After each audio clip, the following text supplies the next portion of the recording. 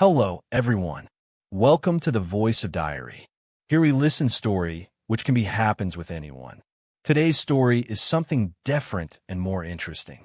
So without losing any time, let's start the story. Put on your earphones for better experience. You are listening the Voice of Diary.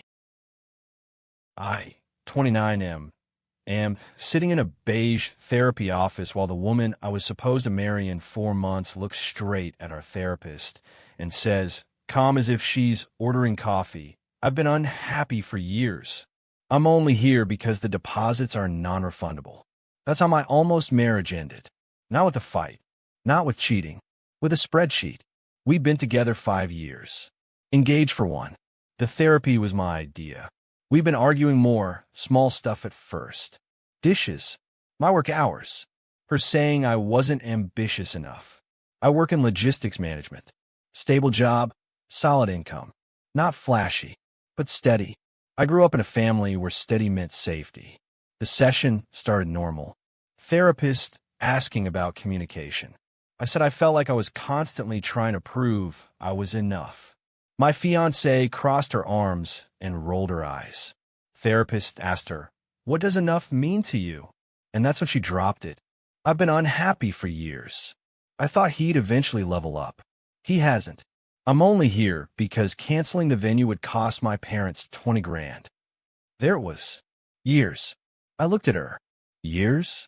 You said yes to marrying me. She shrugged. I said yes because I thought you'd grow. Therapist shifted in her chair. Grow in what way? Status. Income. Network. He's comfortable. I'm not trying to be comfortable. I felt something settle in me. Not explode. Settle. Like a door closing quietly. I asked, so what am I to you right now? She didn't hesitate. A safe option. The word safe hung there. Not partner. Not love. Option. I should have seen it earlier. The way she compared me to her friends' husbands. The subtle comments. They just bought a second property. He just made director. Why don't you think bigger? I always thought it was motivation. That's what she'd call it. I'm pushing you because I believe in you. Turns out she was pushing me because she was embarrassed by me. Therapist asked her, why stay if you've been unhappy for years? She leaned back. Because stability matters. And honestly, I didn't think I could do better at the time. At the time, I asked, and now? She didn't answer directly. Now I'm realizing I might have settled too soon. It's funny how 5 years can be summarized into settled. After the session, in the parking lot, I asked her straight, are you in love with me? She sighed. Love isn't everything. That's not an answer. Over the next week, things got colder. She started sleeping in the guest room. Told her parents we were working through things. Her mother texted me, don't sabotage this over pride. Marriage takes compromise. That word again. Compromise apparently meant me changing, not her honesty. Then I found something that shifted everything. She left her laptop open one night. I wasn't snooping. I was looking for a charger. Her email was up. A message thread with her best friend. I can't believe he's still talking about starting that small distribution company, she wrote. He's delusional. I need someone who's already there, not someone building. Her friend replied, then why are you marrying him? And she wrote, because if I wait longer, I'll be 30 and single. At least this way I'm secure. And if something better comes along, we'll see. That line, if something better comes along. I didn't confront her right away. I screenshotted it, sent it to myself. Quietly. 2 days later, I got a call from a mutual friend. He hesitated before speaking. Hey, I think you should know. She's been having dinner with that guy from her gym. I knew exactly who he meant. Tall. Drives a new BMW every year. Works in private equity. She'd mentioned him before. He's so disciplined. So driven. I asked, just dinner? He paused. I've seen them together more than once. I didn't accuse her. I asked, are you seeing someone? She didn't deny it. We're just talking. Talking about what? About what I want my future to look like. And I'm not in that picture. She looked at me like I was being dramatic.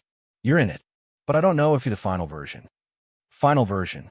That night she said something that changed the entire game. You should be grateful, she said. I'm choosing to stay. Do you know how many options I have? Grateful. That was the first real glimpse of entitlement, not doubt. She wasn't conflicted. She was calculating. A week later, she suggested something wild. If we postpone the wedding, I'm not giving back the ring, she said casually. And the venue deposit stays. My parents paid that. I said, if we cancel because you don't want to marry me, why would I still cover half the remaining vendor balances? She stared at me like I'd insulted her. Because that's what a real man would do. There it was. The script. I finance her uncertainty while she auditions replacements. When I told her I wasn't paying another dollar if she couldn't commit, she switched tactics. Tears. So you're abandoning me? She asked loudly, knowing her mother was in the next room. Her mother walked in immediately. After everything our family invested, like I was a stock. Then came the first dirty move. I got an email from the venue coordinator addressed to both of us. It said I had requested cancellation. I hadn't. She had emailed pretending to confirm my decision.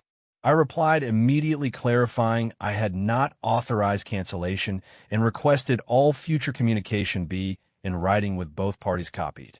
The coordinator apologized. She forwarded me the original email my fiancé sent. It was signed with my name typed at the bottom. That was the moment something in me hardened. She wasn't just unsure. She was willing to manipulate paperwork. I confronted her. You signed my name on a contract email. She didn't look ashamed. It was just to speed things up. That's fraud. Don't be dramatic. But it wasn't dramatic. In the U.S., electronic signatures and misrepresentation on contracts can create real liability. If the venue had processed it, I could have been legally responsible for cancellation fees I didn't authorize. She rolled her eyes. Why are you making this legal? Because you already did. 2 nights later, she escalated again. I came home to find half the furniture gone. Not hers. Ours. She'd hired movers during my work hours. Claimed she was protecting her assets. Assets? We weren't even married. That's when I realized this wasn't about unhappiness. It was about leverage. And I finally understood something uncomfortable. She hadn't been staying because she loved me. She'd been staying because she thought she could control the exit. She just didn't expect me to stop playing along. And that's when I decided I wasn't going to be the safe option anymore. Not for her, and not for anyone. If you like the story, or maybe it was related to your life, subscribe the channel and click the bell icon for more stories like this. And share the story with your known persons. This is the Voice of Diary, signing off.